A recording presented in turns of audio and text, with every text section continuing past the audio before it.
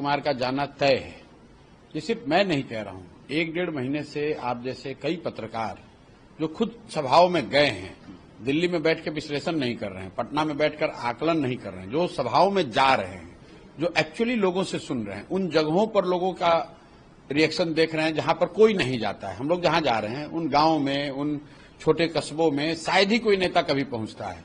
और वहां पर जो भीड़ आ रही है वो सिर्फ प्रशांत किशोर को सुनने नहीं आ रही है, वो जनसुराज का काडर नहीं है, हमारा संगठन नहीं है, वो लोग हैं जो पिछले कई वर्षों से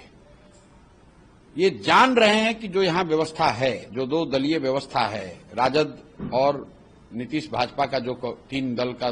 समीकरण है कि एक और राजद है, एक और नीतीश भाजपा है, लोग इनके कार्यकलापों से, इनके डिलीवरी से खुश नहीं हैं,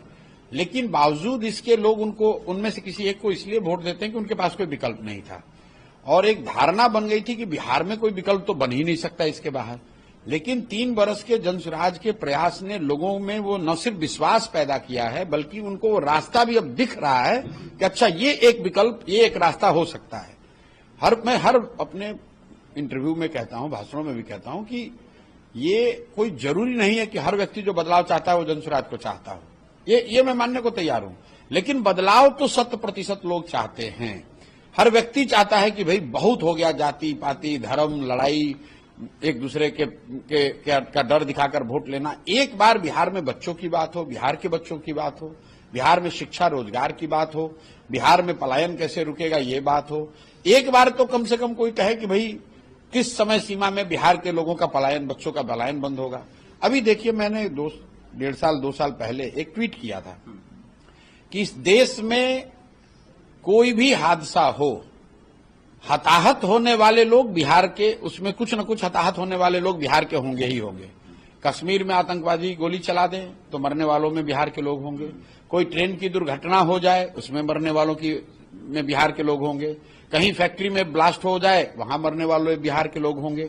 कहीं टनल धंस गया, फंस गए मजदूर, वहां बिहार के लोग होंगे। ऐसा क्यों है? ऐसा इसलिए है कि कोई भी ऐसा देश का क्षेत्र नहीं है जहां मजदूरी करने वाले बिहार के लोग नहीं हैं। ये इतनी बड़ी त्रासदी है, और जब तक इसको नहीं सुधारा जाएगा, बिहार में सुधार और विकास की बात करना बेमानी है। पहली बार लोगों को ये लगा है कि भाई उस दर्द को, किसी ने दर्द की बात को उठाया है जिससे कि लोग यहां दशकों से पीड़ित हैं। लोगों ने अपने जीवन की नियति को मान लिया था कि हमारे बच्चे को अगर मजदूरी करनी है, पढ़ाई करनी है, तो उसको घर परिवार छोड़कर बाहर ही जाना पड़ेगा। पहली बार जनसुराज कह रहा है कि नहीं,